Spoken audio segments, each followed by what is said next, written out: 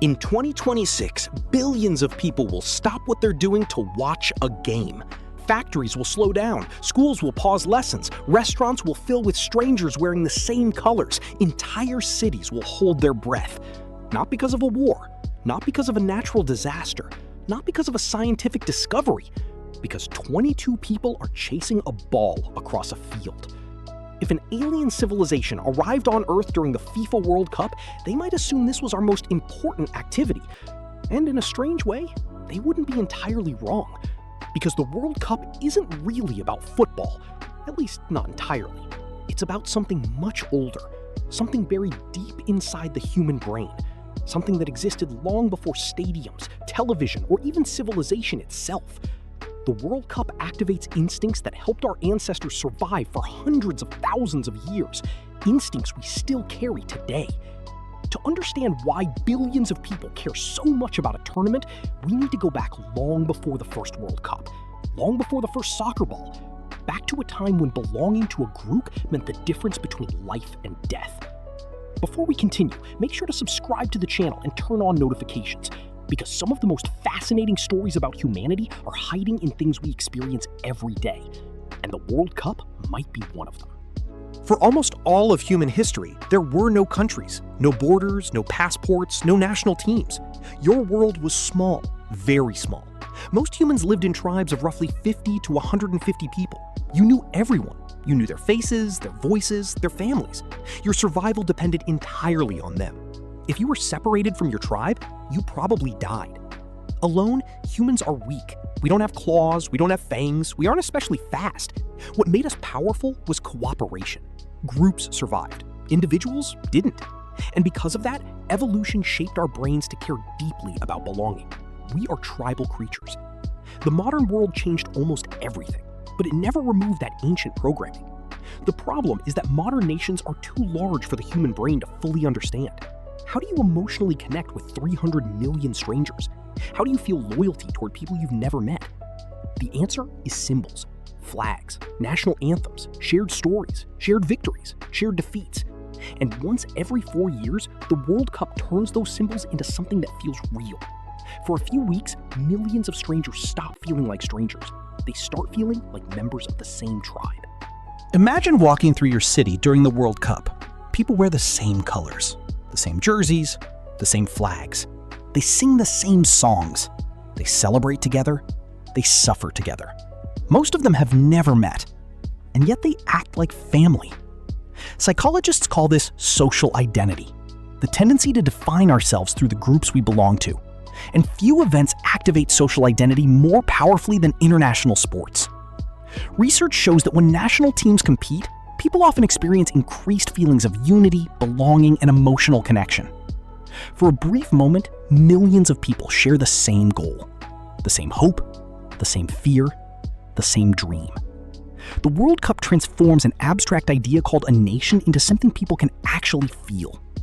A nation stops being a collection of strangers and starts feeling like a tribe. The same tribe-building instinct that once helped humans survive predators now helps billions of people connect through a game. The setting changed. The instinct didn't. The World Cup is almost perfectly designed for the human brain. Not intentionally, but psychologically. Think about what makes a story exciting. Uncertainty, risk, conflict, surprise, a clear goal, a winner, a loser. The World Cup contains all of it. Nobody knows who will win. A single mistake can change everything. A goal scored in the final seconds can rewrite history. And the human brain loves uncertainty. Neuroscientists have discovered something fascinating. Dopamine, the chemical often associated with pleasure, isn't released most strongly when we receive rewards. It's released when we anticipate them. The possibility of victory can be more stimulating than victory itself. That's why penalty shootouts feel unbearable. That's why last-minute goals create explosions of emotion. That's why millions of people stay glued to their screens. The uncertainty is addictive. Every match becomes a story. And humans have always been obsessed with stories. For tens of thousands of years, stories helped us understand the world. Today, the World Cup creates the biggest story on Earth. Here's something strange. Most fans never step onto the field. They don't score goals, they don't make saves, they don't train.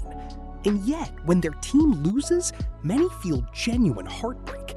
Why? Because the brain doesn't always separate me from my group. Psychologists have found that people often incorporate their teams into their identities. The team becomes part of who they are. When the team wins, fans say, "We won." When the team loses, they often say, "We lost," even though they never touched the ball. This effect is so powerful that researchers have observed measurable changes in mood, confidence, and even self-esteem after major sporting events. Victory feels personal. Defeat feels personal. And that's because, in a psychological sense, it is. For thousands of generations, the success of your group determined your chances of survival. When the tribe succeeded, you succeeded. When the tribe failed, your future was uncertain. The World Cup activates echoes of that ancient system. Your brain knows it's a game, but part of it reacts as if something much bigger is happening. Very few events can unite billions of people. The World Cup can. For a few weeks, the entire planet watches the same drama unfold. Heroes emerge, legends are created. Underdogs shock the world, favorites collapse. Dreams come true. Dreams are destroyed.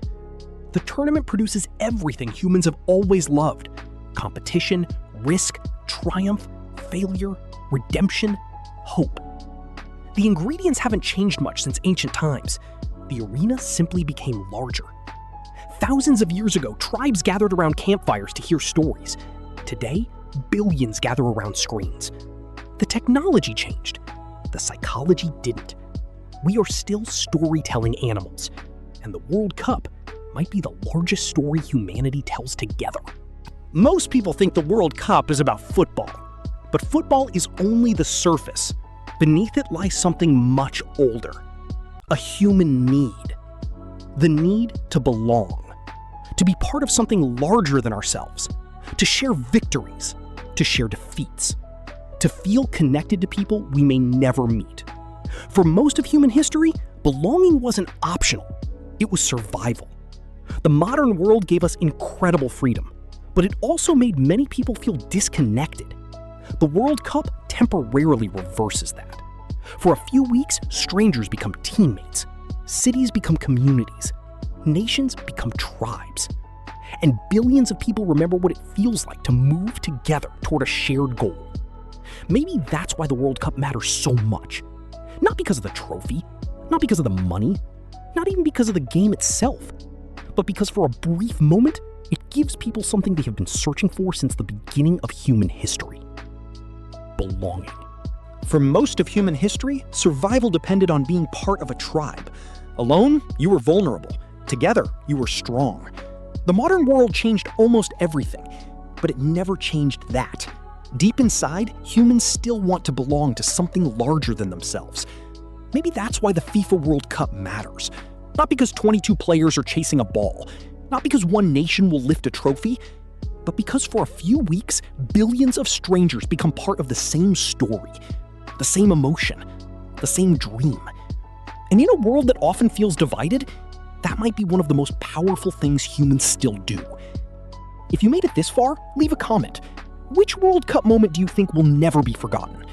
And if you enjoyed this video, don't forget to like, subscribe, and turn on notifications so you don't miss the next exploration into the strange psychology of being human.